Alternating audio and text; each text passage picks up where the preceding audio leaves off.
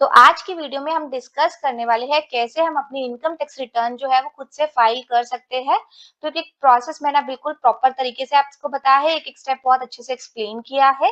Video को बिल्कुल skip नहीं करना है, एंड तक देखना है क्योंकि एंड स्टेप बहुत ज्यादा इंपॉर्टेंट है। तो चलिए स्टार्ट करते हैं वीडियो को। Hello everyone, welcome back to our YouTube channel knowledge warehouse. This is Charu Agarwal, by profession chartered accountant. अगर आपको मेरी वीडियोस बेनिफिशियल लग रही है, प्लस अगर आप चाहते हैं कि आपको इनकम टैक्स की, जीएसटी की, जर्नल अवेयरनेस, सोशल डेवलपमेंट की अपडेशन मिलती रहे, तो सब्सक्राइब करिए मेरा चैनल नॉलेज फेयर हाउस। अगर आप सब्सक्राइब करते हैं तो आपको टाइम टू टाइम नोटिफिकेशन मिलती रहेगी जो भी मैं न्यू वीडियोस अपलोड करूंगी। प्लस अगर आप अपनी इनकम टैक्स की रिटर्न फाइल कराना चाहते हैं, कोई भी सर्विसेज लेना चाहते हैं इनकम टैक्स से रिलेटेड है, जीएसटी से रिलेटेड, तो आप मुझसे कॉन्टैक्ट भी कर सकते हैं। यहाँ पर मैंने अपना नंबर जो है वो मेंशन कर दिया है।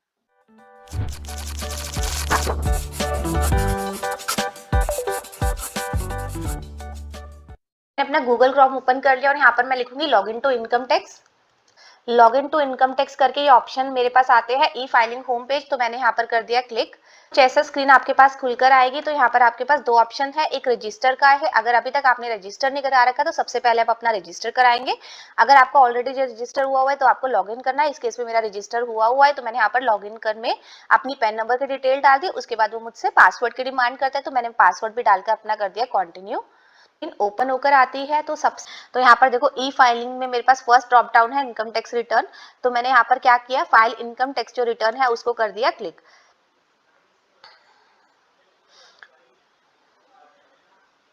तो देखो मेरे पास देन असेसमेंट ईयर की वो डिमांड करता है। यहाँ पर मेरा जो असेसमेंट ईयर है वो मैंने कर दिया 24-25 को क्लिक। तो यहाँ पर दे सिलेक्ट मोड ऑफ फाइलिंग, तो मैंने यहाँ पर कर दिया ऑनलाइन सिलेक्ट करके कर दिया कंटिन्यू। तो देखो इसमें क्या है, अगर आप जो रिटर्न है वो आपने स्टार्ट कर दी फाइल करनी और आपकी जो बीच में कुछ काम हो गया, कुछ ऐसे इंफॉर्मेशन है जो आपको नहीं मिली, तो अगर आप सेव कर देते हो तो यहाँ पर आपका जो ड्राफ्ट में भी सेव हो जाता है। तो नेक्स्ट टाइम जब आप पोर्टल खोलोगे तो यहाँ पर आपको सेव ड्राफ्ट कॉपी एक नजर आ जाएगी, तो आप उसी पे क्लिक करके आगे उसको भरना स्टार्ट कर सकते हैं। यहाँ पर जैसे मैंने कोई स्टार्ट नहीं की हुई तो मैं यहाँ पर स्टार्ट न्यू फाइलिंग पे कर दूंगी क्लिक। तीन ऑप्शन आए, इंडिविजुअल, HUF या अदर्स, तो मैंने यहाँ पर इंडिविजुअल पे कर दिया क्लिक।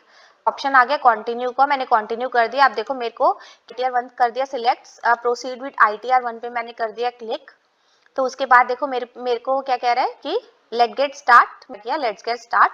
तो सबसे पहले वो मुझसे क्या पूछ रहा है कि आप इनकम टैक्स रिटर्न्स क्यों फाइल कर रहे हो, इसके रीजंस है। तो फर्स्ट रीजन है कि आपने, अगर आपकी बेसिक एजम्पशन जो है लिमिट वो ज्यादा है टैक्सेबल इनकम से, तो यहाँ पर मैं अगर बता दूं आपको कि ओल्ड टैक्स रिजीम में स्लैब रेट अलग है, न्यू टैक्स रिजीम में स्लैब रेट अलग है। तो ओल्ड टैक्स रिजीम के हिसाब से जो आपकी जो स्लैब रेट है वो 2.5 लाख की है, और अगर आप सीनियर सिटीजन है तो उस केस में आपकी 3 लाख की है। अगर आप सीनियर सिटीजन है तो उस केस में आपकी 5 लाख की जो लिमिट है। और अगर आप न्यू टैक्स रिजीम को ऑप्ट करें तो उस केस में जो आपका स्लैब रेट है वो 3 लाख है। तो अगर आपकी जो बेसिक अजम्पशन लिमिट से टैक्सेबल इनकम ज्यादा है, आप इसलिए कर रहे हैं इनकम टैक्स रिटर्न फाइल, तो आप इस ऑप्शन को क्लिक कर देंगे। देन आपके पास और ऑप्शन है कि अगर आपका जो एक्सपेंडिचर है फॉरेन कंट्री में वो 2 लाख से ज्यादा हुआ है तो इसलिए आप जो है रिटर्न फाइल कर रहे हैं, या फिर आपकी जो इलेक्ट्रिसिटी बिल है वो 1 लाख से ज्यादा है एक साल में प्रीवियस ईयर में, तो इस वजह से वो कर रहे हैं। और ऐसा लगता है कि दोनों ही रीजंस मेरे लिए नहीं है तो आप अदर्स में भी क्लिक कर सकते हैं। तो यहाँ पर मैं ऑप्शन सिलेक्ट करती हूँ taxable income is more than basic assumption. अगर आपको ऐसा लगता है कि आपकी इन दोनों में ही नहीं फुलफिल हो रही तो आप अदर्स को भी सिलेक्ट कर सकते हैं। तो यहाँ पर मैंने क्या किया, taxable income is more than basic assumption limit कर दिया क्लिक, तो कर दिया कंटिन्यू। मुझे ये कह रहा है कि जो ITR में ना आपकी बहुत सारी जो इन्फॉर्मेशन है प्रोफिल भी है, प्रीफिल भी है, जो कि बेस्ड है AIS के उस पे और TIS के इस पे, या फिर 26 ईयर्स पे। तो मैंने इसको कर दिया ओके। देन देखो जो मेरा फर्स्ट है रिटर्न समरी का, वो मेरी पर्सनल इंफॉर्मेशन है। उसमें आपकी बस है आपकी प्रोफाइल में आपका नाम दिया होगा, पैन नंबर दिया होगा, वो आपको चेक करना है, आधार नंबर, उसके बाद आपका कॉन्टैक्ट नंबर दिया होगा तो कॉन्टैक्ट नंबर आपको चेक करना है। देन जो थर्ड है नेचर ऑफ एम्प्लॉयमेंट आएगी आपकी, कि आपकी जो नेचर ऑफ एम्प्लॉयमेंट क्या है, कि आप गवर्नमेंट एम्प्लॉय है, ये अदर्स में है। तो यहाँ पर सेंट्रल स्टेट बहुत सारे ऑप्शंस दिए हुए हैं, बहुत सारे ऑप्शंस दिए हुए हैं। अगर आप पेंशनर है तो उसका भी ऑप्शन दिया हुआ है, तो मैंने यहाँ पर कर दिया क्लिक। अगर आप फाइलिंग सेक्शन की डिमांड करें 139, अगर आप विद इन टाइम जो रिटर्न फाइल करें तो आप ये वाला सेक्शन सिलेक्ट करेंगे। अगर आप बिलेटेड रिटर्न, दैट मीन्स जो रिटर्न की बिलेटेड रिटर्न आप 31 दिसंबर तक फाइल कर सकते हो। दैट मीन्स अगर आप फाइनेंशियल ईयर 23-24 की रिटर्न फाइल कर रहे हो और आपने विद इन टाइम नहीं की, जो भी टाइम आपको 139(1) में दे रखा है, दैट मीन्स 31 जुलाई, तो अगर आप बिलेटेड 31 दिसंबर तक करें तो आप ये वाला ऑप्शन सिलेक्ट करेंगे। अगर आप रिवाइज रिटर्न कर रहे हो तो आप ये वाला ऑप्शन करेंगे, और कोई कॉन्डोनेशन की वजह से अगर आप का डिले हो गया तो आप ये करेंगे। लेकिन मैं यहाँ पर आपको एक चीज और बता दूं कि ओल्ड टैक्स रिजीम के लिए जो है हमारा जो बिलेटेड वाला रिटर्न है वो ऑप्शन क्लोज्ड हो गया है। तो अगर आप ओल्ड टैक्स रिजीम में जाना चाहते हैं तो आप अपना 31 जुलाई तक अपनी रिटर्न फाइल कर लीजिए। अगर आप न्यू टैक्स रिजीम में हो तो आपके पास 31 दिसंबर तक फिर भी ऑप्शन है कि आप फाइल कर सकते हो विद इंटरेस्ट एंड पेनल्टी के साथ। ठीक है, यहाँ पर सबसे इंपॉर्टेंट है, do you wish to exercise the option. तो यहाँ पर जो इस साल से जो आपकी न्यू टैक्स रिजीम है वो डिफॉल्ट टैक्स रिजीम है। तो यहाँ पर आप अगर आप चाहते हैं कि न्यू टैक्स रिजीम में ऑप्ट करना तो यहाँ पर आप नो क्लिक करेंगे। लेकिन अगर आप चाहते हैं आपको ओल्ड टैक्स रिजीम के हिसाब से अपनी रिटर्न फाइल करनी है तो वो यही पूछ रहा है कि आप ऑप्ट आउट करना चाहते हैं न्यू टैक्स रिजीम में। तो अगर मेरे को न्यू ओल्ड टैक्स रिजीम में रिटर्न फाइल करनी है तो मुझे ऑप्ट आउट करना पड़ेगा। दैट मीन्स मैं करूंगी यहाँ पर येस पे क्लिक। ठीक है, तो देन उसके पास देखो यहाँ पर जो है आपके पास एक और नई चीज ऐड की गई है। यहाँ पर इनकम टैक्स कैलकुलेटर दिया हुआ है कि एस्टिमेट करने के लिए आपकी जो टैक्स रिजीम कौन सी बेनिफिशियल है। तो आप यहाँ पर क्लिक करके भी देख सकते हैं कि आपके लिए न्यू टैक्स रिजीम बेनिफिशियल है या फिर ओल्ड टैक्स रिजीम बेनिफिशियल है। एक शॉर्टकट मैं आपको बता दूं, अगर आपने कोई भी डिडक्शंस नहीं आप अवेल करना चाहते, क्योंकि न्यू टैक्स रिजीम में आपको स्टैंडर्ड डिडक्शन और एक दो और डिडक्शन दी जाती है और कोई डिडक्शन नहीं मिलती, तो अगर आपने कहीं इन्वेस्टमेंट नहीं की तो आपके लिए न्यू टैक्स रिजीम भी बेनिफिशियल हो सकती है। तो यहाँ पर जो है वो आप अपना इनकम टैक्स कैलकुलेटर में क्लिक करके आप अपना कंपैरिजन कर सकते हैं कि मेरे लिए ओल्ड टैक्स रिजीम अच्छी है या फिर new tax regime. Bank detail को चेक कर लेंगे, प्लस अगर आप चाहते हैं कोई और बैंक डिटेल तो यहाँ पर आप इजीली उसको ऐड भी कर सकते हैं। ठीक है, यहाँ पर मैंने कर दिया कंफर्म, यहाँ पर कर दिया अपनी पर्सनल इन्फॉर्मेशन को कंफर्म। तो उसके बाद मेरे पास ग्रॉस टोटल इनकम का ऑप्शन आएगा। देखो यहाँ पर जो इन्फॉर्मेशन दी हुई है ना, आप उसको कर स्किप भी कर सकते हैं, स्किप द क्वेश्चन, यस कर दिया। और मैं जो आगे है आगे अपनी रिटर्न के टाइम में ये सारे जो ऑप्शन है सिलेक्ट करके डाल दूंगी। हम यहाँ पर भी यस नो कर सकते हैं, बट मैंने एक बार उसको स्किप द ऑप्शन कर दिया कि मेरा थोड़ा सा जो टाइम है वो कम लगेगा। आपको क्या करना है, इनकम फ्रॉम सैलरी, सैलरी की आपको डिटेल डालनी है तो आपके पास एडिट का ऑप्शन है, मैं एडिट को कर दूंगी क्लिक। पूरा का पूरा चेंजेबल फील्ड आ गई। तो अगर आप जो है सैलरी अपनी जहां पर डाल सकते हैं 17, आपके पास अगर फॉर्म 16 है ना तो यहाँ पर सारी डिटेल्स इसी अकॉर्डिंगली दी होती है। आप फॉर्म 16 से आराम से ये इन्फॉर्मेशन जो डाल सकते हैं। अगर आपके पास फॉर्म 16 नहीं है तो आप अपना जो है वो सैलरी स्लिप्स जो होती है आपकी उसके बेसिस पे सारी इन्फॉर्मेशन जो है एक्सेल शीट में निकाल के भी यहाँ पर इन्फॉर्मेशन डाल सकते हैं कि सैलरी कितनी है, परक्यूजिट्स कितने हैं, प्रॉफिट इन लिeu ऑफ सैलरी कितनी, एग्जम्पशन अलाउंस क्या है, जैसे कि एचआरए मिला है आपको या कोई और भी अलाउंसेस हो वो यहाँ पर आप अपना मेंशन कर सकते हैं। देखो जैसे लीव ट्रैवल कंसेशन है आपका, और भी काफी सारे हैं यहाँ पर जो भी आपको कंसेशन मिला है, कोई अलाउंसेस मिला है। अगर आपको एचआरए का लिया है तो 1013 है, तो यहाँ पर ये है सिलेक्शन करके, और यहाँ पर आप इजीली जो एग्जम्पशन एग्जम्प्ट अलाउंस जो है वो डाल सकते हैं। और उसके बाद स्टैंडर्ड डिडक्शन तो मैं आपको बता दूं ओल्ड टैक्स रिजीम में भी मिलेगी, न्यू टैक्स रिजीम में भी मिलेगी। पहले जो प्रीवियस ईयर तक न्यू टैक्स रिजीम में नहीं दी जाती थी, आप दोनों ही रिजीम में मिलेगी। अगर आपका एंटरटेनमेंट अलाउंस है तो यहाँ पर डाल दोगे, प्रोफेशनल टैक्स है तो वो यहाँ पर डल जाएगा आपका, और आप यहाँ पर कर दोगे देन सेव। यहाँ पर देखो मेरा इनकम फ्रॉम हाउस प्रॉपर्टी का ऑप्शन है, तो इसमें हम कर देंगे, अगर आपकी कोई हाउस प्रॉपर्टी है तो उसमें आप कर दोगे क्लिक। देखो बस इसमें आपके पास ऑप्शंस दिए गए हैं, सेल्फ ऑक्युपाइड, लेट आउट या deemed out. Deem let out, अगर आपकी सेल्फ ऑक्युपाइड है तो आप यहाँ पर कर देंगे क्लिक, और आपने अगर उस प्रॉपर्टी के अगेंस्ट लोन ले रखा है तो आपकी जो है interest payable on borrowed loan पे आपको डिडक्शन मिल जाएगी। लेट आउट कर रखी है तो उस केस में जो है आप यहाँ पर जो है जो जितना आपको इनकम मिली है, मतलब हाउस प्रॉपर्टी से जितना आपको रेंट रिसीव हुआ है उतना डाल दोगे। अगर आपने कोई टैक्स पेड किया लोकल अथॉरिटी को वो भी डाल दोगे, और 30% जो है आपको उसकी डिडक्शन भी मिल जाएगी।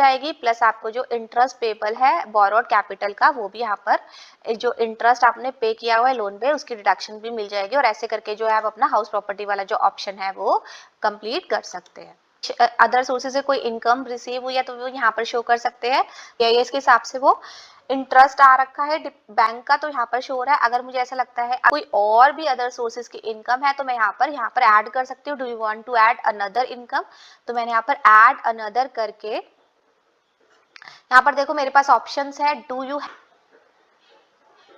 दिया स्किप। स्किप करके देखो मेरे पास ऑप्शंस आते हैं कि नेचर ऑफ इनकम, अगर मेरी सेविंग की इनकम है तो मैं यहाँ पर क्लिक करके और अमाउंट डाल दूंगी, फिर कर दूंगी ऐड। और अगर मेरी कोई और इनकम है, फैमिली पेंशन या फिर इनकम टैक्स रिफंड पे मेरे को इंटरेस्ट रिसीव हुआ है, डिविडेंड की इनकम है या कोई और भी इनकम है रिटायरमेंट की, तो मैं यहाँ पर सब कुछ डाल दूंगी। और अगर कोई ऐसी इनकम है जो कि इन सेक्शंस में इनमें नहीं दे रखी तो आप एनी अदर करके भी उसको ऐड ऑन करके और यहाँ पर ऐड बटन क्लिक करके और अपना जो अदर सोर्सेज वाली इनकम है उसको ऐड कर सकते हैं। मेरे पास एग्जाम्प्ट इनकम वाला कॉलम आता है कि आपकी जो एग्जाम्प्ट इनकम मतलब जिसपे हमें टैक्स देने की जरूरत नहीं है। दैट मींस जैसे हमने पब्लिक प्रोविडेंट फंड में अपने पब्लिक प्रोविडेंट फंड में इन्वेस्टमेंट की हुई है, उस पर हमें जो इंटरेस्ट मिलता है वो एग्जाम्प्ट होता है, तो यहाँ पर हम वो ऐड ऑन कर सकते हैं। अगर हमने सुकन्या समृद्धि योजना में किया हुआ है तो यहाँ पर उसकी जो इंटरेस्ट इनकम होता है वो भी हमारा एग्जाम्प्ट होता है। तो यहाँ पर हम ऐड अनदर करके जो है अपनी जो एग्जाम्प्ट इनकम है वो इजिली जो है कर सकते हैं। देखो यहाँ पर ड्रॉप डाउन है, तो आपको जो भी लगता है आपने आपकी जो इनकम रिसीव हुई है जो कि एग्जाम्प्ट है, तो यहाँ पर आप इसको इजीली दिखा सकते हैं अमाउंट डाल के, और यहाँ पर उसको ऐड करके आप अपनी एग्जाम्प्ट इनकम वाला भी कॉलम भर सकते हैं। तो बहुत जरूरी है आपको एग्जाम्प्ट इनकम वाला भी कॉलम सिलेक्ट करके, अगर आपकी कोई एग्जाम्प्ट इनकम है तो भरना है, क्योंकि कभी कभार क्या होता है कि आपके पास इस बेसिस पे भी नोटिस आ जाता है कि आप अपने इनकम टैक्स की रिटर्न में तो दिखाए नहीं और आपको ये वाली इनकम रिसीव हुई है। तो ध्यान से आपको एग्जाम्प्ट इनकम वाली इनकम भी भरनी है, चाहे उस पर टैक्स लगे या ना लगे, लेकिन आपको वो फिल जरूर करनी पड़ेगी। तो यहाँ पर मैं क्या कर दूंगी आगे कंफर्म। अब देखो नेक्स्ट जो मेरे पास आई है वो आई है डिडक्शंस की। अगर मैंने कहीं इन्वेस्टमेंट की हुई है तो वो वाली डिडक्शन जो है मुझे यहाँ पर करनी है फिल। तो जो है मैं इजीली यहाँ पर जो डिडक्शन सारी कर सकती हूँ। अगर हमने कोई डोनेशन पे किया है यस, तो यहाँ पर जो है वो एटीजी के शेड्यूल में मुझे इन्फॉर्मेशन डालनी है, पॉलिटिकल पार्टी, ये सारी एटीजीजी की। एटीजीजी में क्या होता है, अगर आपको एचआरए नहीं मिला तो आप एटीजीजी वाली रेंट पेड वाली डिडक्शन ले सकते हैं। अगर आपने एटीसी में कहीं इन्वेस्टमेंट की है तो यहाँ पर आप उसको एटीसी वाली जो अमाउंट डाल सकते हैं। ऐसे जितने भी आपने कॉन्ट्रीब्यूशन किया हुआ है, जैसे मेडिकल इंश्योरेंस में ध्यान रखना है अगर आपकी एज जो है सीनियर सिटीजन नहीं है तो उस केस में जो मैक्सिमम जो आपको प्रीमियम पे डिडक्शन मिलेगी वो 25,000 की मिलेगी, और अगर आप सीनियर सिटीजन है तो उस केस में आपकी जो लिमिट है वो 50,000 की हो जाती है। तो यहाँ पर अपने एटीडी वाली डाल देना यहाँ पर ऐसे करके। और आपने ये जो अगर interest on saving bank account पे भी आपको डिडक्शन मिलती है, जो आपको इंटरेस्ट मिलता है सेविंग बैंक अकाउंट पे एटीटीटीए के अकॉर्डिंगली 10,000 तक एग्जाम्प्ट है, उसके ऊपर अगर आपको इंटरेस्ट इनकम मिलती है, सिर्फ सेविंग की बात करूँ मैं यहाँ पर, अगर आप सीनियर सिटीजन नहीं है तो उस केस में सिर्फ सेविंग अकाउंट पे जो आपको इंटरेस्ट मिलता है वो अप टू 10,000 एग्जाम्प्ट है। लेकिन अगर आप सीनियर सिटीजन है तो उस केस में आप सेक्शन 80 बी आता है, और आपकी जो है इंटरेस्ट इनकम चाहे आपको फिक्स डिपॉजिट्स में लिए रिकरिंग डिपॉजिट से सेविंग डिपॉजिट्स पे आपकी वो एग्जाम्प्ट होती है अप टू 50,000 की। तो यहाँ पर अगर आपकी कोई इंटरेस्ट इनकम है वो एग्जाम्प्ट है तो अप टू 10,000 तक है वो आप दिखा सकते हो यहाँ पर।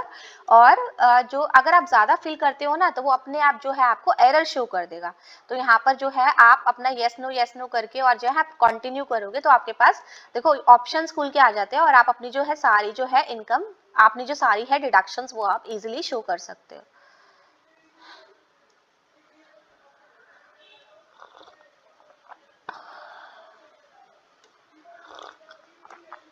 देखो यहाँ पर आपके पास सारे कॉलम्स बन के आ गए, जो जो आपने बाहर सिलेक्ट किया था, और इसके बेसिस पे जो जो आपकी डिडक्शन हुई है आप वो डिडक्शन को ऐड करके और अपनी जो डिडक्शन वाला कॉलम है कंप्लीट कर सकते हो। या फिर आप चाहते हो कि यहाँ पर इस बॉक्स में डिडक्शन नहीं आई तो यहाँ पर आप अपना वो ऑल डिडक्शंस करके भी सिलेक्ट कर दोगे और इस बेसिस पे अपनी सारी जो डिडक्शंस है उसको सबमिट कर दोगे, देन आप कर दोगे कंफर्म।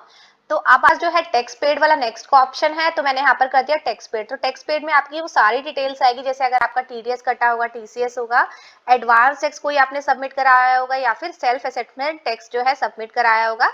तो यहाँ पर जो है देखो आपकी 26 एज से भी शो हो जाती है, अगर नहीं हुई तो आपको यहाँ पर एंटर करनी पड़ेगी। तो देखो सारे ऑप्शन जो है टीडीएस अगर आपका कोई डिडक्ट हुआ है तो यहाँ पर आपकी सर सारी डिटेल्स है वो शो हो जाएगी। तो यहाँ पर क्या करना है आपको, जो सारी डिटेल्स है वो आपको एंटर करनी है। तो यहाँ पर आप ऑलरेडी जितना टैक्स पेड शो कर चुके हो यहाँ पर अपनी सारी जो डिटेल्स है वो शो हो जाएगी।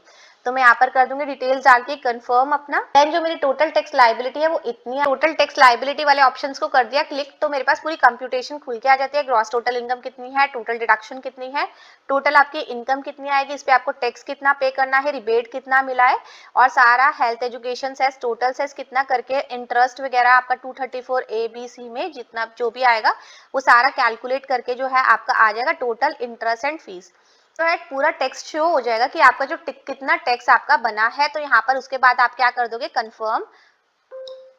आपकी टोटल टैक्स लायबिलिटी आ चुकी है, देन उसके बाद आपको करना है प्रोसीड करके आपके पास सारी समरी आ जाती है। ग्रॉस टोटल इनकम इतनी है, डिडक्शन इतनी है, टैक्सेबल इनकम इतनी है, आपकी टैक्स इतना लगेगा, और जो आपने ऑलरेडी टैक्स पेड कर दिया है जैसे कि टीडीएस वाला, टीसीएस वाला, एडवांस टैक्स या सेल्फ असेसमेंट टैक्स, वो यहाँ पर शो हो जाएगा। और यहाँ पर जो अमाउंट पेबल है वो आपका जीरो आना चाहिए, तो आना चाहिए। अगर अमाउंट पेबल यहाँ पर आ रहा है तो सबसे पहले आपको जो है वो टैक्स पे करना पड़ेगा। तो लगता है आपकी जो सारी रिटर्न है ऑल एस्पेक्ट में ठीक है, तो आप उसके बाद यहाँ पर सबमिट कर दोगे।